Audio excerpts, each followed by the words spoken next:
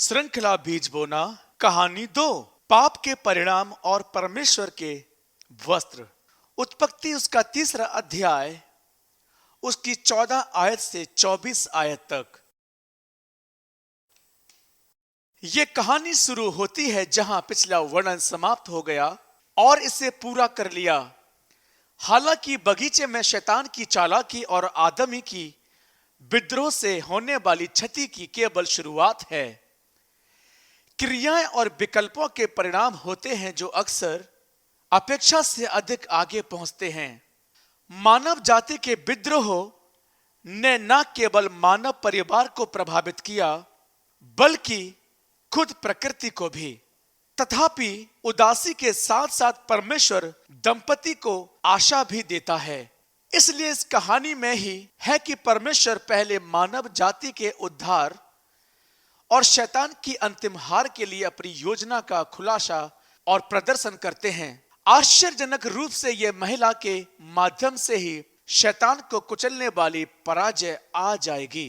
यद्यपि आदम और हव्वा के द्वारा विद्रोह के गंभीर परिणाम हैं, लेकिन परमेश्वर उन्हें दया दिखाते हैं और उनका जीवन बचाते हैं। हालांकि परमेश्वर को अपने वचन के प्रति वफादार होना था।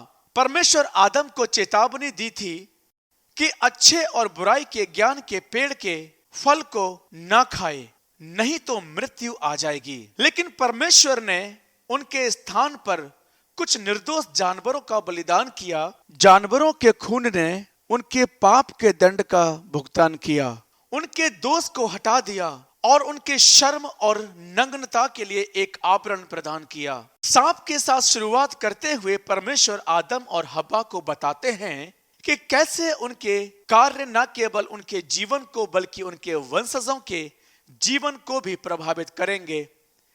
यह है जो हुआ है।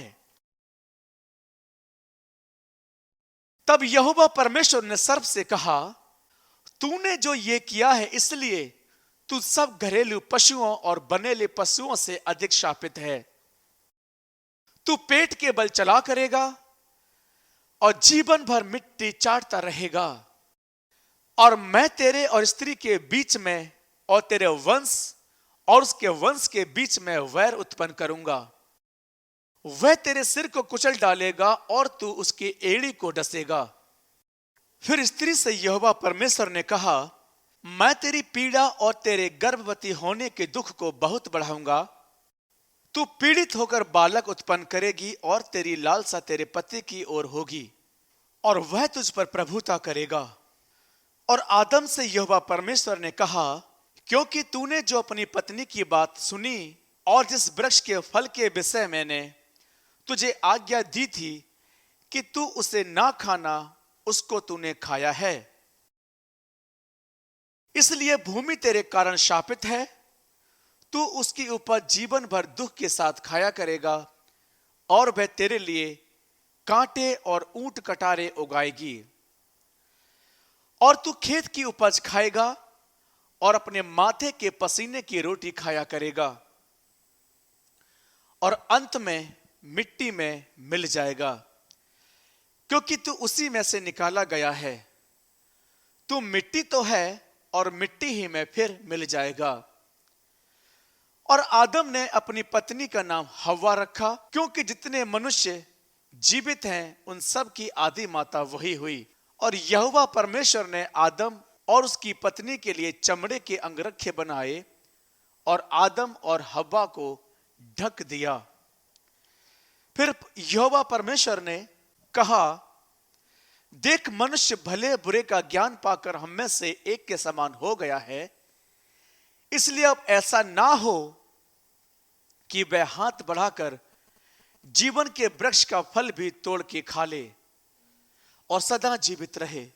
इस कारण से यहोवा परमेश्वर ने आदम को अदन की वाटिका में से निकाल दिया कि वह उस भूमि पर खेती करे जिसमें से वह बनाया गया था। इसलिए आदम को परमेश्वर ने निकाल दिया और जीवन के वृक्ष के मार्ग पर पहरा देने के लिए अदन की वाटिका के पूर्व की ओर करूबों और चारों ओर घूमने वाली ज्वाला में तलवार को भी नियुक्त कर दिया। श्रृंखला बीज बोना कहानी 2, पाप के परिणाम और परमेश्वर के वस्त्र। उत्पत्ति उसका 3 अध्याय उसकी 14 आयत से 24 आयत तक।